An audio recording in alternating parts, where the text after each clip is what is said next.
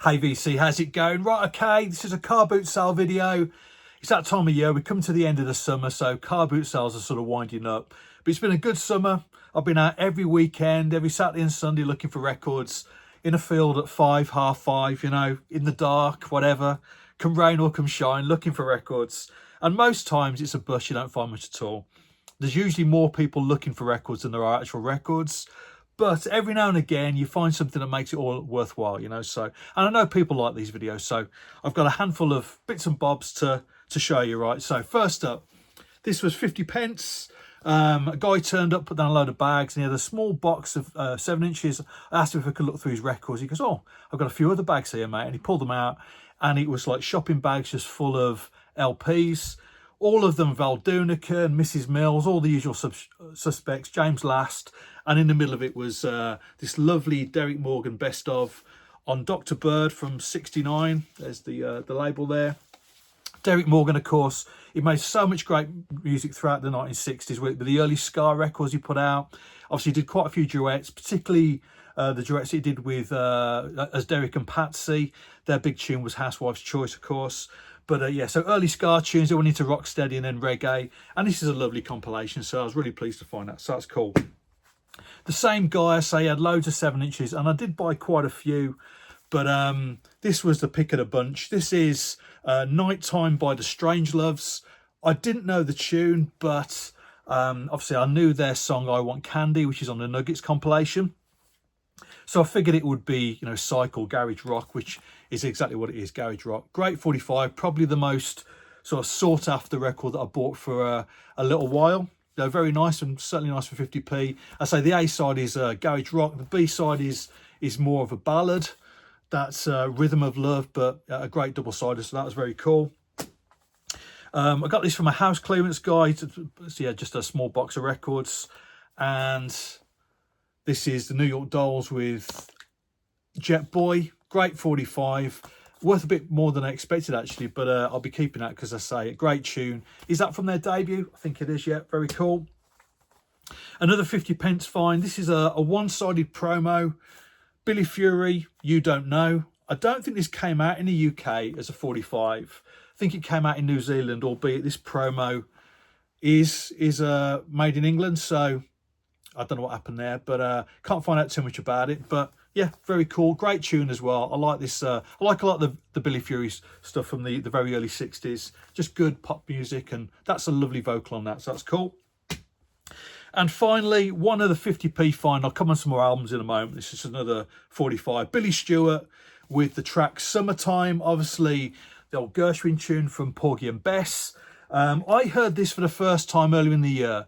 Paul Weller put out a compilation album on Ace Records, and it was a compilation of soul tunes, you know, so soul tunes that you've been listening to and just put together for the fans. Really cool comp. Loads of stuff now I'd never heard before. And this is one of those tunes, and I found it last weekend for 50 pence. As you can see, it's on Chess, and I love the vocal on this, so I'll play a little clip of that.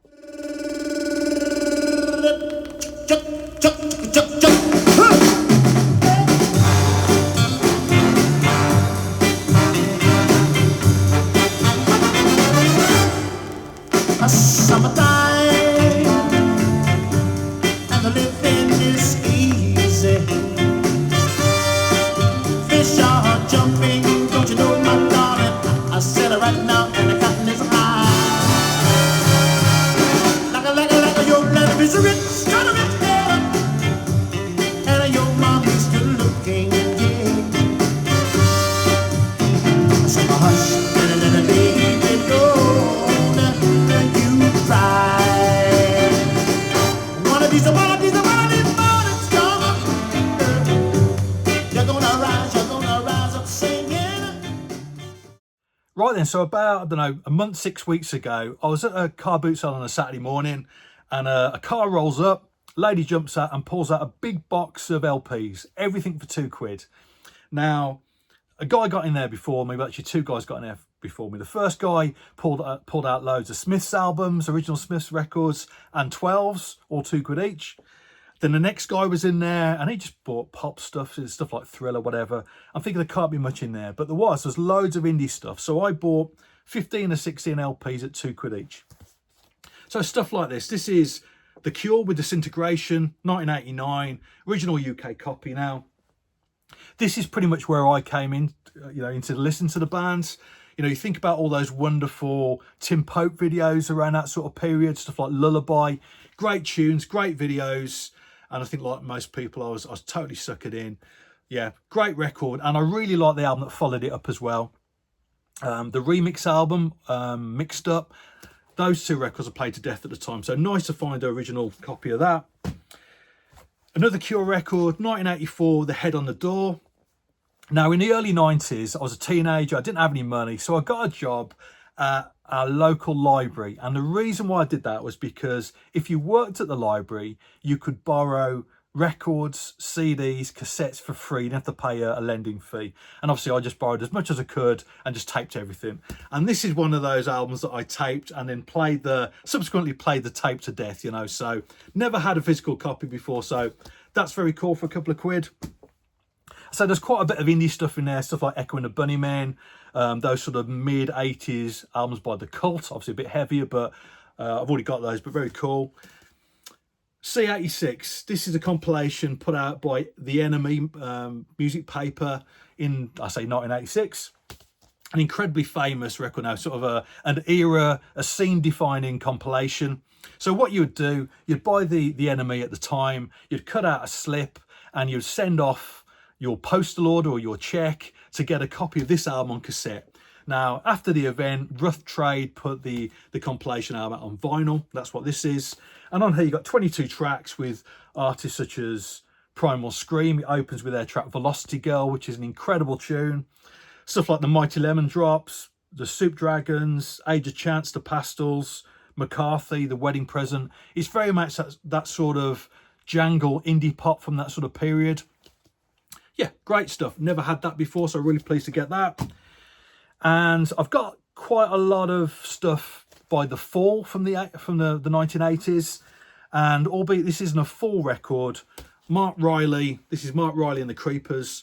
He was the bass player in the Fall in the early 80s, right up until he was sacked by Mark E. Smith. So after being fired, he set up the Creepers. And this is a live record, I think from 1984.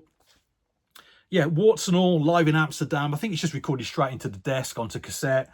Not the best sound quality, but a fantastic record. This is everything that you want a live record to be. It's spiky, full of attitude, got a great vibe, and I've played this one to death, so that's very cool. And another one by the Creepers. This is an album called Cull. Mid-80s again. I think this is a compilation, but I haven't played this one as much as the live record. And just one other record from that box on the show now. Box Frenzy by Pot Will Eat Itself, 1987. Now, Pot Will Eat Itself were from Starbridge in the West Midlands. Yeah, and a part of that whole scene, so also the likes of the Wonder Stuff, they were in that scene as well. And although I didn't listen to these records at the time too much, when I went to college in the early 90s, there's a lot of people there that was really into these bands.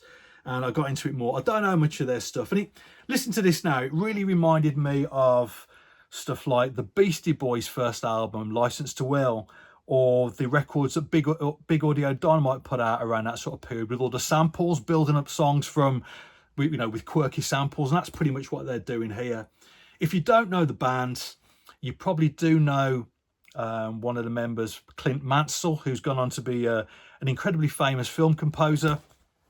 But yeah, really pleased to find out for a couple of quid as well. And just finally, I'm just going to show another 45, and I'm going to do a needle drop on this. This is on the Pyramid label. So on the A side, another track by Derek Morgan, who I showed the LP from before. And this track's actually on that LP. That's Tougher Than Tough, but I didn't buy it for that. I bought it for the flip, which is Roland Alfonso and the Beverly's All-Stars, and their version of Song for My Father, which is originally by Horace Silver, of course. And, you recognise it from the way that Steely Dan incorporated into Ricky Don't Lose That Number.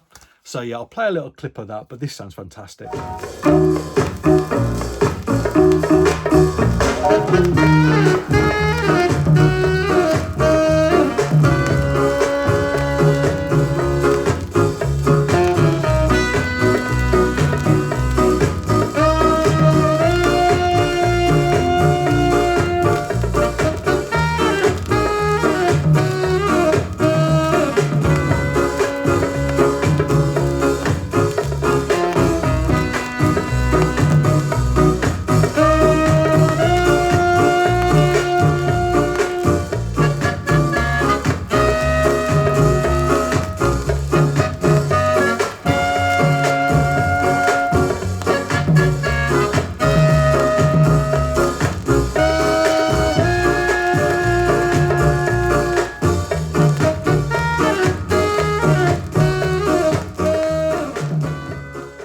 Right, so over the summer, I've got chatting to a guy I see at the car boots quite a bit. An old guy, I say an older chap, really knows his stuff. And yeah, he brought along some records that he was selling for me to take a look at, which was cool. I don't mind that. Lots of nice reggae. So I've paid up a little bit more for some of these, but I'll tell you what I paid. But yeah, it's an interesting guy because not only is he a record collector, but he told me he's clairvoyant. Now, it's not very often you get chatting to a clairvoyant record collector, is it? You know, and I've got to say that if I have the choice of speaking to a record collector or a clairvoyant record collector, I'm always going to go with the latter. They're far more interesting than just your general bog standard record collector. So no offense to anybody out there, but that's just the way it goes. Right. So anyway, he brought some records along. He obviously knows I was going to be at the car boot. You know, he's clairvoyant. So starting off with this. This is A Night at the Hop by Derek Morgan on Crab. A fantastic 45. It's in beautiful condition. I did pay up for this. But yeah, that is absolutely beautiful and not something you see every day. I picked up this album from him. This is Linval Thompson with his album I Love Marijuana. Late 70s, 77, 78, something like that. I really like his stuff. So all the records that he put out in the late 70s, early 80s, they're all 100% written by him, produced by him. His vocals got that sort of a bit of a Horace Andy vibe going on. And so this is a really nice record. I think this is from 77 on Trojan. Very cool, great condition. Actually, this was from somebody else. I picked this up for £3. DJ Conference, Hugh Brown versus Peter Yellow. I didn't know this album, but this does go for a little bit of money, actually. But yeah, just a nice DJ reggae album. And just finally, and I'll play a little clip on this in a bit. This is Rico with his version of Take 5. Obviously, the old Dave Brubeck tune written by Paul Desmond. Yeah, a great 12 of this. Obviously, Rico, who recorded with the likes of the Specials, or that two-tone sound, but made some great records on his own. Actually, he put out a record in the late 60s, which is a version of I'm Not Unusual by Tom Jones. That's one I've been after for a while. I've not been able to find that. But yeah, in the meantime, I'm listening to Rico doing Take 5, which is very cool. So there you go. That's a bunch of stuff picked up from car boot sales over the summer. Got loads more stuff as well, so I'll make another video soon. But there you go. Cheers.